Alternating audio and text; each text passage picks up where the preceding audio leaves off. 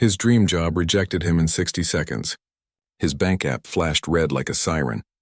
Welcome to the Life Shifter. Today's story might just change the way you see your own life.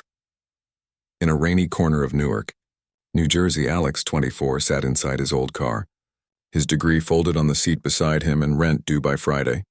A recruiter's email read, "We went with someone more experienced." The words hit harder than a punch. Nights blurred as he drove Uber until 2 a.m., eyes burning while his mom's text blinked on screen. "Proud of you, keep going."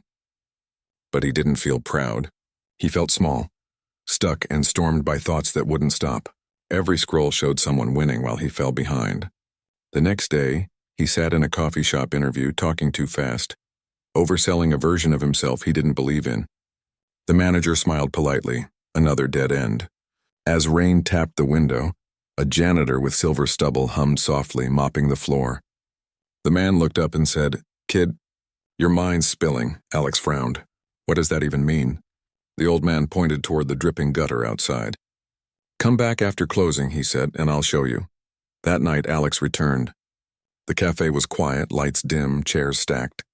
The janitor, his badge read Reyes, placed 2 clear glasses on the counter and began to pour water into one until it trembled at the rim. "Tell me everything in your head," Reyes said. Alex spoke about bills, doubt, shame, the interview he ruined, the friend who seemed to have it all.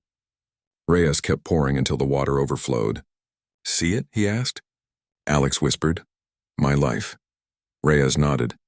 "An overfull mind can't take a new idea. Empty your mind. Make space." He poured the water out, leaving the glass clear and cold. Then he drew a bamboo shoot on a napkin. Bamboo spends years growing roots underground before anyone sees it. Then one day it shoots up almost overnight. People applaud the growth but never the roots. Alex asked softly, "How do I empty it?" Reyes smiled.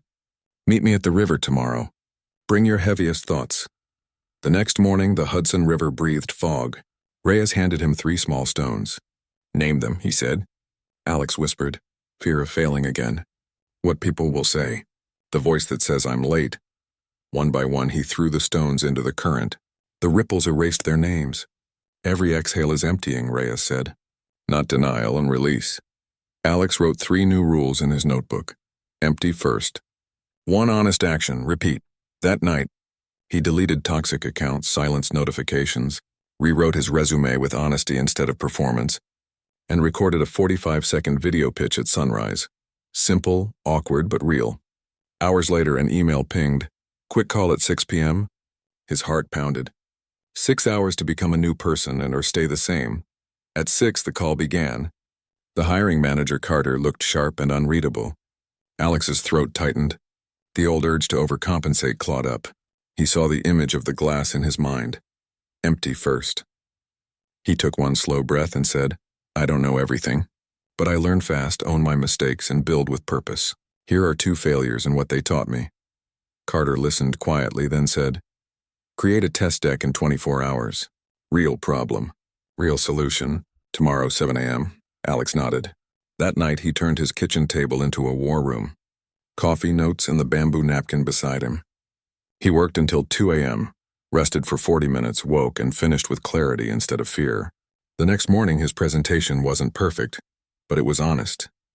Carter's face stayed blank. "We'll decide today." Hours dragged until the email came.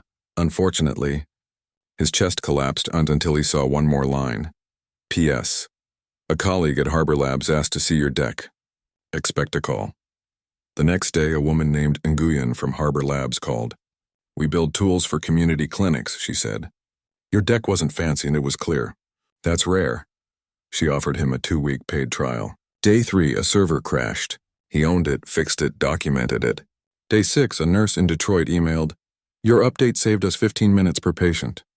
Day 10, Nguyen asked him to present to the board. The fear returned, old as his failures. He breathed, emptied first, and spoke the truth. "This feature won't save everyone, but it will make their day a little easier." Silence, then nods. They offered him a full-time position. Overwhelmed, Alex ran to the coffee shop to thank Reyes. The night manager said softly, "He retired yesterday, but he left you something." Inside the box lay the same clear glass and the bamboo napkin now framed. A note read, A full life grows from an empty cup. Keep emptying, so there's room for the good to pour in. That evening, Alex stood by the river holding the glass up to the fading light. The skyline shimmered like 1,000 silent yeses. In the reflection, he saw himself, small, honest, ready. He called his mother and whispered, "We're okay now." Then he texted a friend drowning in doubt, "Meet me at the river." Bring your heaviest thoughts, because some miracles aren't lightning, they're bamboo. Roots first, then the sudden, impossible rise. The moral is simple yet profound. When your mind is overflowing with fear, comparison, and noise, there's no space for wisdom to enter. Empty your mind. Breathe, release, tell the truth, take one honest action, and repeat. The world cannot pour blessings into a cup that's already full. If this story touched your heart, like, share, and subscribe to The Life Shifter, where we change minds and minds change lives.